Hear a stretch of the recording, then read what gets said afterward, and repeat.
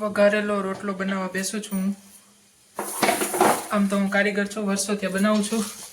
તો હવે તમને આખી રેસીપી બતાવીશ અને પછી જોઈએ કેવું બને છે. તો રોટલો તો આપણો સવારનો બનીને તૈયાર થઈ ગયો છે. રોટલો તમારે ઠંડો જ રાખવો પડે. ઓહો, આ તો ગરમા ગરમ કાંઈ વાંધો નહીં.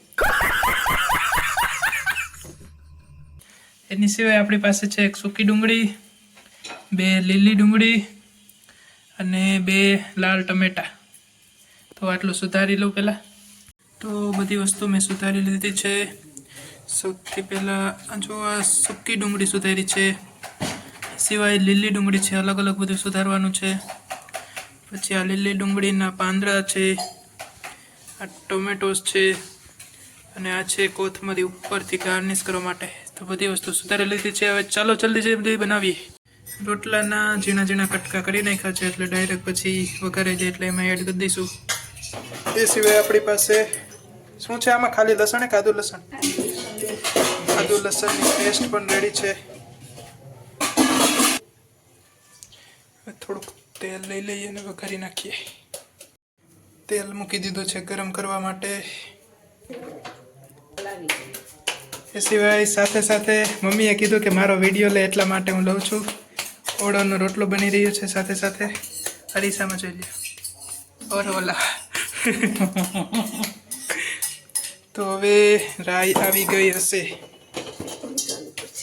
યસ, રાઈ આવી ગઈ છે. ચીમની સ્ટાર્ટ કરી દઈએ. હવે નાખ દઉં રાઈ. કેટલી? આટલી? જીરું અને રાઈ જીરું બંને એડ કરી દીધું છે. હવે હિંગ કેટલી? તો થોડીક હિંગ નાખી દીધી છે. હવે નાખી દો ઉપરથી આવી ગઈ છે ડુંગળી.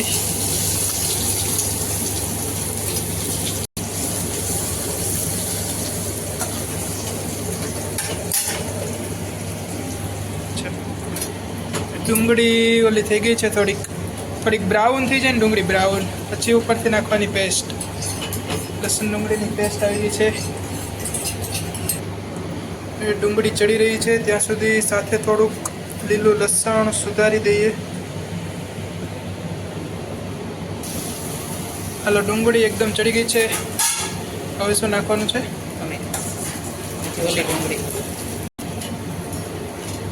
હવે આપણે એડ કરી દઈએ લીલી ડુંગળી. સૂકી ડુંગળી એકદમ ચડી ગઈ છે.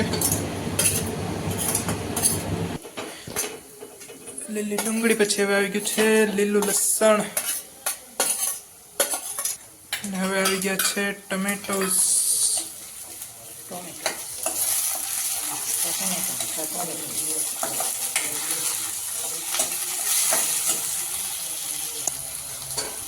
ઉપરથી 56 જાતના મસાલાનો વરસાદ થઈ રહ્યો હોય તો ખાલી હળદર જ નાખ્યું. હળદર આવી ગયું છે, મીઠું આવી ગયું છે. ચટણી નાખવાની કે પછી કે જરૂર નહીં? હળદર આવી ગઈ હોય કા? ઓકે, હળદર આવી ગઈ છે ને મીઠું આવી ગઈ છે એટલે મીઠું આવી ગયું છે. તો હવે આજે આપણે રોટલો બનાવવાના છીએ દહીંમાં. એ સિવાય તમે છાશમાં પણ બનાવી શકો, માખણમાં બનાવી શકો, ઘીમાં બનાવી શકો. આ સિવાય અલગ સેમાઈ તમે બનાવતા હોય તો કહેજો. ટમેટા થઈ ગયા છે એટલે ઉપરથી નાખી દીધું છે તીખું મરચું.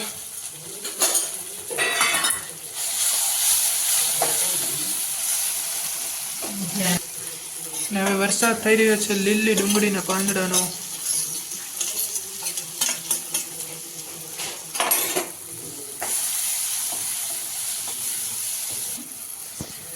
ઓકે, બધું રેડી થઈ ગયું છે. હવે ઉપરથી અમે દહીં નાખી દઈશું એટલે મસ્ત ગ્રેવી બની જશે. અને પછી ઉપરથી નાખી દઈશું રોટલો. તો આવી ગયું છે દહીં ઉપરથી. 4-5 ટેબલ સ્પૂન દહીં નાખી દીધું છે. મસ્ત ગ્રેવી બની ગઈ છે. આમાં પાણીની જરૂર પડશે કે આમાં પાણી ના જરૂર પડે? ના, નહીં પડે. અચ્છા, થોડુંક એવું ગરમ થાય એટલે હવે નાખી દેવાનો છે એમાં રોટલો. તો છેલ્લે આવી ગયો છે આપણો રોટલાના જે મેં કટકા કર્યા હતા. તૈયાર છે આપણો વઘારેલો રોટલો. હવે આમાં કોથમીર ઉપર નાખી દઈએ એટલે રેડી છે. એ સિવાય સાઈડમાં આપણા ઓળા સાથેના રોટલા પણ તૈયાર થઈ ગયા છે, પીઝા. છેલ્લે આવી ગઈ છે કોરિએન્ડર, કોથમીર આવી ગઈ છે ગ્રીન. હું થોડોક ટેસ્ટ કરીને તમને જણાવું. ટેસ્ટિંગ માટે હું 1 ચમચી જેટલો લઈ લઉં છું બસ. તો હું ટેસ્ટ કરી લો. એકદમ જો વરાળ નીકળે છે.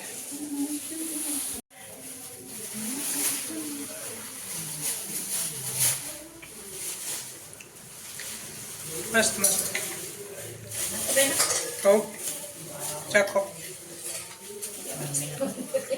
હે હું કહું મસાલા સારું છે. કહે